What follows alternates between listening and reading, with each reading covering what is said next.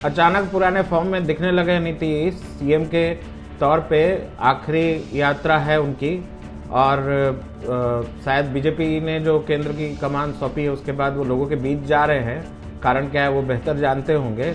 10 मार्च से उनकी समृद्धि यात्रा का तीसरा चरण शुरू हो रहा है और इस यात्रा के दौरान मुख्यमंत्री 5 दिनों तक बिहार के कई जिलों की यात्रा करेंगे, विकास कार्यों की स्थिति का जायजा लेंगे, सरकारी योजनाओं का निरीक्षण करेंगे, नई परियोजनाओं का शिलान्यास और उद्घाटन भी होगा और अधिकारियों के साथ मिलकर परियोजनाओं की समीक्षा भी करेंगे। इस दौरान वो मधेपुरा में रुकेंगे। यहीं से आसपास कई जिलों का दौरा करने जा रहे हैं। आमतौर पर मुख्यमंत्री जब किसी जिले में जाते हैं तो सरकारी गेस्ट हाउस में ठहरते हैं, लेकिन इस बार ऐसा नहीं होने जा रहा है। बताया जा रहा है कि मधेपुरा में किसी सरकारी विश्राम गृह में नहीं बल्कि अपने पुराने मित्र और जेडीयू के विधान परिषद ललन सराफ के घर पे वे ठहरेंगे। 3 दिनों का कार्यक्रम उनका शुरू हुआ है और सीएम के तौर पे ये उनकी आखिरी इस तरह की पॉलिटिकल यात्रा है। मधेपुरा से ही वो आसपास के जिलों में जाकर कार्यक्रमों में भाग लेंगे और फिर वापस यहीं लौटेंगे। ये पहली बार नहीं हो रहा है कि सीएम अपने दोस्त के यहाँ रुकेंगे। ललन सराफ के घर पर ही वे ठहरते रहते हैं।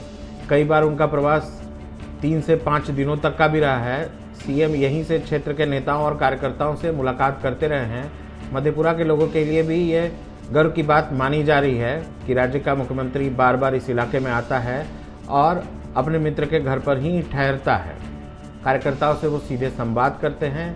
यात्रा के पहले दिन मुख्यमंत्री सुपौल पहुँचे और उसके बाद मधेपुरा पहुँचेंगे। दूसरे दिन वे अररिया और किशनगंज का दौरा करेंगे। तीसरे दिन पूर्णिया और कटिहार में कार्यक्रम उनका तय है। चौथे दिन सहरसा और खगड़िया जाएंगे। यात्रा के अंतिम दिन वे बेगूसराय और शेखपुरा का भी दौरा करेंगे। पुराने फॉर्म में नीतीश कुमार नजर आ रहे हैं। 10वीं बार सीएम बनने के बाद उनका उत्साह जो है वो चरम पर है। नीतीश दिखाना भी चाह रहे हैं कि वो बहुत सक्रिय हैं और उतना सक्रिय कोई नेता और मंत्री नहीं दिखता। निशांत भी यात्रा पे निकलने जा रहे हैं। जेडीयू ज्वाइन करने के बाद निशांत भी जिलों के दौरे पर निकलेंगे।